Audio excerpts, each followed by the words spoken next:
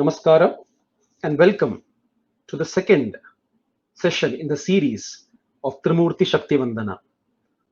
In the last session, we started with the Devi compositions of Shama Shastrigal and we visited the temple of goddess Neelayatakshi at Nagapattinam and heard the Kriti Neelayatakshi Nive Jagat Sakshi, the Raga Paras. Today we move on. Shama Shastri, the name itself is very interesting because, as I mentioned in the last session, when he was born, his name was kept as Venkata Subramanya because he was born as an answer to the prayers to Lord Venkateshwara, Lord Venkatachalapati of Tirupati, and he was born on the Kritika Nakshatram. So that is why Venkata Subramanya, Kritika Nakshatram being the star of Lord Subramanya, these both were combined and kept as his name. But he also had a sister, a younger sister, who was named Meenakshi. And Meenakshi had a very special affiliation, love, and devotion to Krishna. And it seems they had a small Shyama Krishna Vigraham of Krishna, black Krishna, in their house, which Meenakshi, the young Meenakshi, used to very devotedly do puja to and was very fond of it.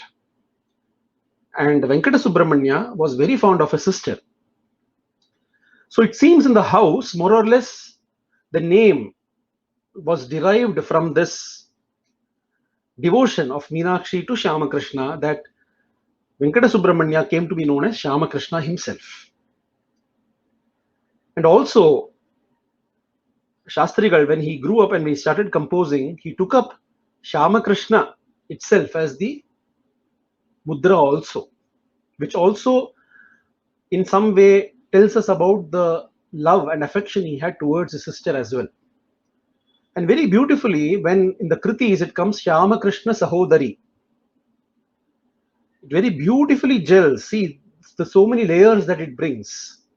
Shyama Krishna Sahodari refers to the Divine Mother being the sister of Mahavishnu, Narayana. And we are reminded of the episode in the Bhagavatam where Yogamaya is born as Durga, as the eighth child, and then when she is taken and she is about to be killed, she gives the Shariri that Krishna is already born. So she is born as a sister to Krishna from the same Udaram or from the same lineage. So she is born as a sister to Krishna there. So Shyama Krishna Sahodari referring to the Divine Mother. And Shyama Krishna referring to Venkata Subramanyam, his sister was also Meenakshi. So Shyama Krishna Sahodari also refers to her. And especially when Shastrigal sings on Meenakshamma or the goddess Meenakshi, it all comes so beautifully together. Because he's referring to Meenakshi, the goddess, he's referring to Meenakshi, his sister, Shyama Krishna Sahodari also merges into that. All of this beautifully comes together. As I was mentioning, apart from Kamakshi Amman, also he has composed on other deities. Last time we saw goddess Neelayatakshi. He's also composed 9 compositions called Navaratna Malika on goddess Meenakshi of Madurai. But scholars have said that only 8 of these are available with us, 8 compositions. All very famous compositions today we have heard. In today's times we can hear Sarojadala Netri, Marivere Gati, in Raga Ananda Bhairavi. This is the song that we will be listening to today. Ananda Bhairavi seems to have been a very favorite, one of the most favorite ragams of Shama Shastrigal. He's composed nearly 6 songs, 6 kritis in Ananda Bhairavi. So has Dikshitar. Both of them have composed nearly 6 songs each on this ragam. This ragam is opined by many music scholars to be very ancient, also coming from the folk tradition. So it's a very ancient ragam, but beautifully handled by both these Vagayakaras in their compositions. And Marivere Gati, it's like synonymous with Ananda Bhairavi and Shyama Shastrigal. Apart from this, he has also composed a number of kritis in ragams like Kalyani, Todi, Saveri, Bhairavi, Begada, Punnagavarali. These are some of the major ragams he has chosen for his compositions. Because if you see, nearly 300 compositions is what we can see of Shama Shastrigal, composed in nearly 30 to 35 ragams. So it's not that each kriti one ragam, it is not going to that extent. Also, they're not two. So when you say 30, 35 ragams and 300 compositions, very easily we can say that the few ragams have had multiple kritis in them. And these are some of the favorite ones that Shama Shastrigal has chosen for composing his kritis. Even rare ragas like Paras, which we saw last time, Hauli Pantu. So these are some of the ragas in which also he has composed more than one kriti. Also, he has created ragams like Algada, Chintamani. These are some of the ragams he's even created. So now we shall listen to this kriti, Marivere Gati. Before listening to this kriti, the beauty of the kriti of Shama Shastrigal, when you take up a kriti of Dikshitar, you will have a lot of information about the temple, about the deity, about the various festivals that are celebrated in that temple, or a lot of philosophical aspects will be listed out or will be mentioned in the kritis of Dikshitar.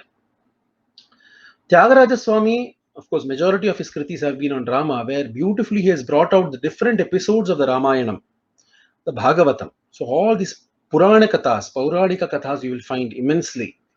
And a lot of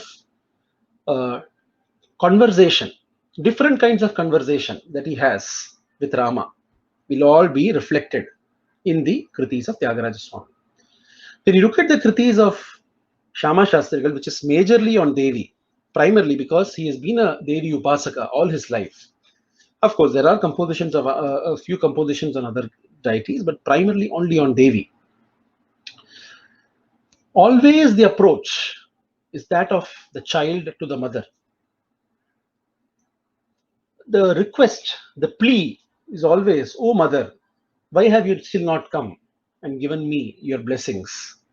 Why is it taking you so much time to protect me? Why can't you come soon and protect me? Am I this one person so difficult for you to protect? For me, you are the only refuge. I have no other refuge. I am dependent only on you and only on you. So please, oh mother, please come fast and protect this child of yours." And then he will add a lot of adjectives to the Divine Mother. Different. It will be, if you take up all those names in the different kritis itself, it will become like a Sahasranama of different names of the Divine Mother herself. But the content or the message will more or less be around this. Because we can very well imagine, as I mentioned even last time, he was an Archaka. So when he's sinking in that trance, in that devotion to the Divine Mother, sitting there after doing the puja, just seeing the face of the Divine Mother and just singing, or the song just pouring forth out of his mouth, what else can he ask for except for the vision of the mother? So that plea of the child to the mother is always clearly visible in the kritis of Shama Shastrigal. It will be dipped in Bhakti Rasa, in Matru Bhakti Rasa to the Divine Mother. And even if one kriti we sing with that kind of understanding the meaning and that kind of devotion, I'm sure the Divine Mother would immediately give her vision then and there, provided we have the right attitude and the bhakti towards her. So this is now the kriti that we shall see, Marivere Gati. In that you will find a line which says, Nammiti, Nammiti. I'm dependent only on you, and nobody else, he says. So that child's plea can be very well visible in this kriti. So we shall now listen to this kriti, a very popular kriti, Marivere Gati Evaramma in Raga Ananda Bhairavi, by none other than my teacher, Sangeeta Kalacharya, Srimati Alamelumani.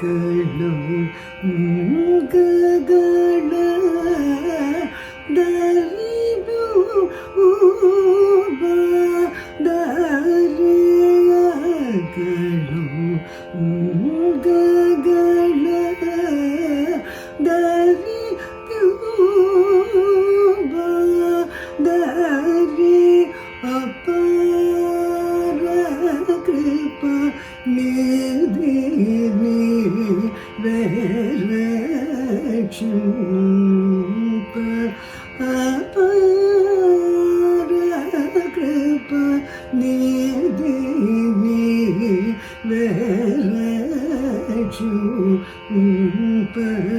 అపార కృప నీది నీ వెరచు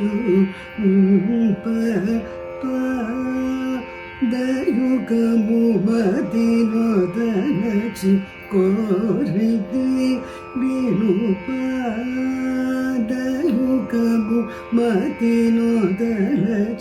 కోరిది విను ముమత గజ గమన పరులను తెంప గణవర మొసకు సతతము నేను మది మరవగనే మదనరిపు సరి నేను విరయములు కతి యని తలచి ముతిస నిపిత ముతముతో బలము సగుడగు ధరలు నాగవన కుదుగలని బేగవరు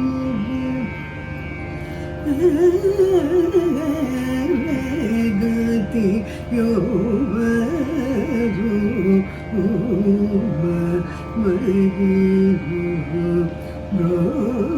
బ్రోచుడకు మరి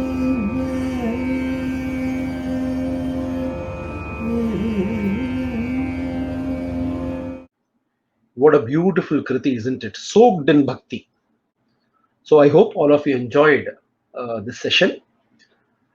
We shall now see the next and the final session on Shyama Shastrikal and his family in our next episode. And then we'll continue with Tyagaraja Swami and Muthuswami Dikshitar. So till we meet next, Namaskara.